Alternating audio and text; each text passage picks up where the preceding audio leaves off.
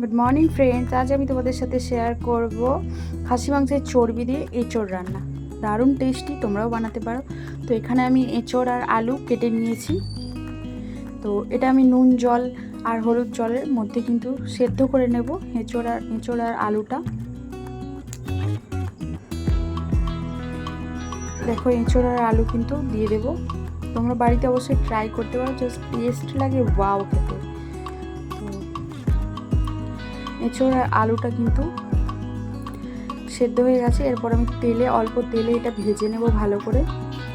তো ভেজে নেওয়ার পর কড়াইতে তেল দিয়ে দেবো।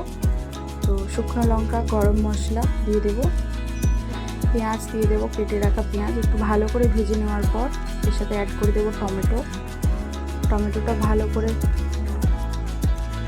গলিয়ে নেওয়ার পর সেদ্ধ হয়ে গেলে আস্তে আস্তে আমি এটার সাথে অ্যাড করব আদা বাটা, রসুন বাটা।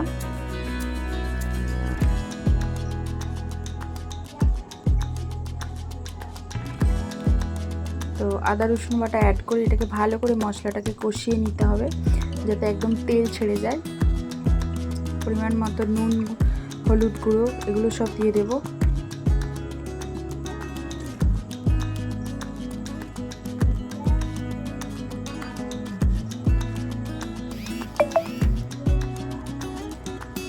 দেখেছো, আস্তে আস্তে কিন্তু এটার থেকে তেল ছাড়তে শুরু করেছে। ভালো করে কষিয়ে নেব একটু জল দিয়ে।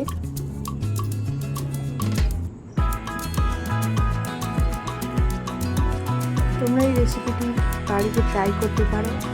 আর অবশ্যই যদি আমার রান্না ভালো লাগে তোমরা আমার চ্যানেলটিকে সাবস্ক্রাইব করতে পারো।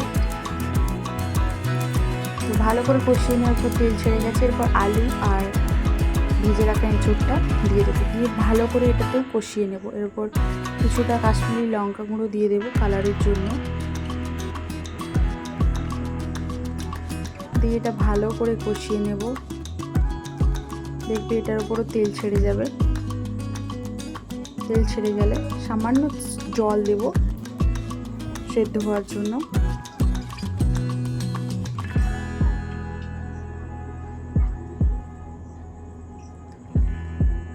তো কিছুটা ধনিয়া গুঁড়ো দিয়ে দেব, অবশ্যই জিরে গুঁড়ো অ্যাড করেছি।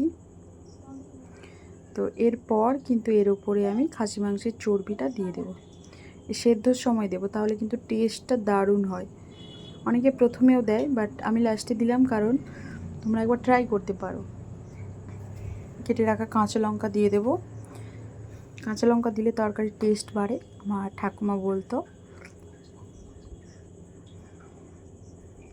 তো রান্নাটা প্রায় আমার হয়ে এসেছে।